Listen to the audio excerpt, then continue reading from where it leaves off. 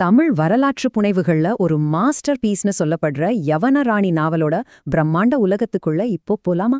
ஒரு சோழ படைத்தளபதியும் கப்பல் உடைஞ்சு கரை ஒதுங்கின ஒரு கிரேக்க ராணியும் சந்திச்சா என்ன நடக்கும்னு யோசிச்சு பாருங்க.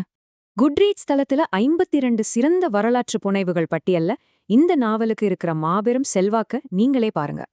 பொன்னியின் செல்வன், யவன ராணின்னு இந்த ஜானர்ல நம்ம தமிழ் இதிகாசங்களுக்கு எப்போதுமே ஒரு தனி ரசிகர் பட்டாளம் இருக்குங்க. இதுல யவன ராணி அப்படிங்கிற பேருக்கு நேரடியா கிரேக்க ராணி அப்படின்னு தான் அர்த்தம். 1800 வருஷங்களுக்கு முந்தைய தமிழர்களோட கடல் வழி வணிகப் பொற்காலத்தை எழுத்தாளர் சாண்டில்யன் இதுல ரொம்ப அற்புதமா கண்முன் நிறுத்துறாரு. பழங்கால பூம்புகார் துறைமுகத்துல ஆர்ப்பரிக்கும் காவிரி நதிக்கரையில தான் இந்த கதையோட முதல் காட்சியே ரொம்ப விறுவிறுப்பா தொடங்குது. இருண்ட கடற்கரை, பிரம்மாண்டமான கலங்கர விளக்கம், அங்க கிரேக்க காவலர்கள் தீப்பந்தங்களோட ரோந்து போறத கொஞ்சம் கற்பனை செஞ்சு பாருங்க.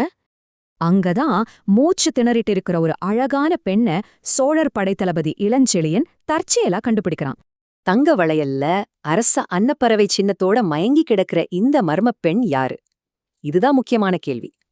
இதுக்கப்புறம் நம்ம தளபதியோட வாழ்க்கையில அடுத்தடுத்த மிகப்பெரிய திருப்புமுனைகளும் மூச்சு முட்ட வைக்கும் பல காவிய பயணங்களும் வரிசையா தொடங்குதுங்க.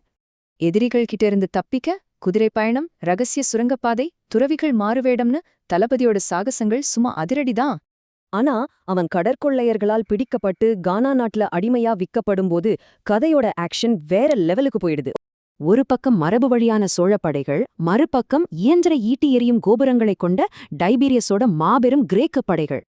பூம்புகார் கோட்டையை மேற்க பழங்கால இந்திர விழாவின் போது ஒரு மிகப்பெரிய இறுதிப் போருக்காக 2 தரப்பும் நேருக்கு நேர் மோதுறாங்க.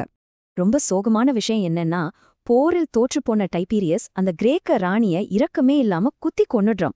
கடைசியா சோழ பேரரசு காப்பாற்றப்பட்டு லெஜெண்டரி மாமன்னர் கரிகால சோழன் மீண்டும் அரியணையில் அமர்றது ஒரு மறக்க முடியாத வரலாற்று தருணம்.